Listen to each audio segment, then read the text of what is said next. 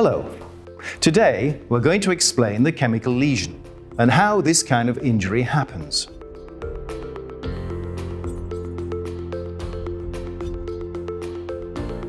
A chemical lesion happens when a chemical product gets in contact with human tissue, as to say the skin or the eyes.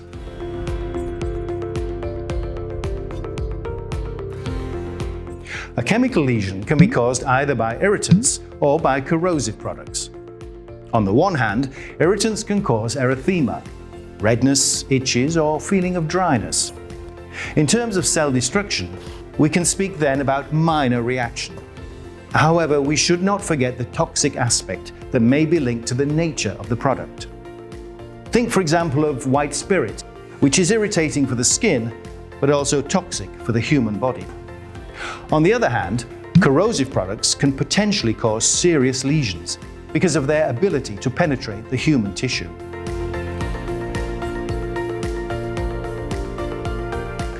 In any case, the reaction mechanism is always the same. The chemical product gets in contact with the tissue and stays on the surface for a certain period of time.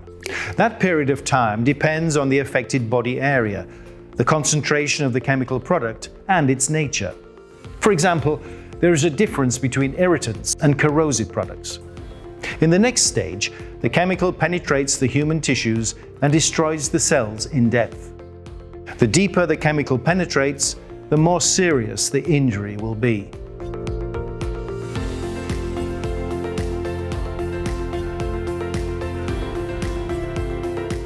Four factors will define the severity of the chemical lesion: the nature and the concentration of the chemical, the duration of the contact, and the product temperature. First, there is the nature of the product. Depending on the composition of the product, we can notice important differences. Is it an acid, a base, an oxidizer, a reducer, a chelator, or a solvent? Then there is the concentration of the product. For example, there is a big difference between a household toilet unblocker and industrially concentrated sodium hydroxide used in water treatment. The destruction mechanism is the same in both cases. Cells liquefy when getting in contact with the sodium hydroxide molecules. But penetration will be much faster with a highly concentrated chemical product. The duration of the contact is also particularly important. The longer the chemical remains in contact with the human tissue, the more time it has to work. For this reason, it is important to mechanically remove it as quickly as possible. And stop. Last but not least, there is the product temperature. Any liquid brought to a temperature higher than 50 degrees unavoidably causes a thermal burn in case of contact. Cells are destroyed, and therefore penetration of the chemical in all tissue is facilitated. As you can see, the severity of the injury is causally connected to the penetration of the product in the tissue.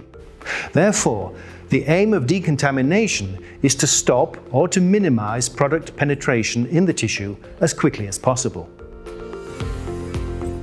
Decontamination cannot cure, but it has an essential role to stop or limit penetration of the chemical. This allows for a better treatment by medical services. That's why the first aid devices are so important in case of chemical splashes.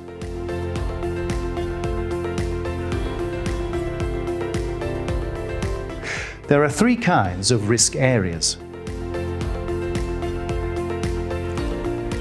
First, industrial areas. For example, storage, production, unloading, or maintenance areas.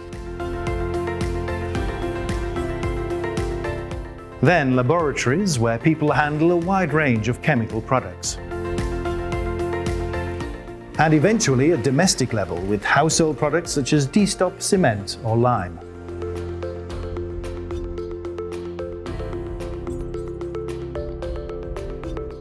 A splash with a chemical agent may be related to a human handling error. Container breakages or equipment failures can also result in a chemical splash. For example, a maintenance operation on a poorly recorded or improperly closed valve will lead, in addition to the chemical lesion, to a mechanical shock due to the produced pressure. Besides direct splashes, cross-contamination scenarios are also possible. For example, when someone rubs his eye with a contaminated glove. Unfortunately, there are many accidents. To avoid them, priority number one remains the respect of safety instructions. At collective level, through compliance with the site's prevention plan; at individual level, through wearing the personal protective equipment. But even with a good prevention plan and thorough precaution, accidents may happen. Therefore, an efficient decontamination system is essential in every risk zone. So a potential chemical accident might remain an incident. Prevor is a company of researchers who want to bring solutions to their customers to reduce the frequency and severity of chemical accidents through their technological innovations. For that, we provide you with an offer which includes 3 aspects: a range of first aid solutions in case of an accidental eye or skin contact with a chemical product; a range of products that allows you to restore your work areas and equipment following a chemical spill or leak; and finally, we offer you a range of tools to inform, train and advise you on chemical risk prevention. Our mission? To be your partner on the broad topic of chemical risk prevention.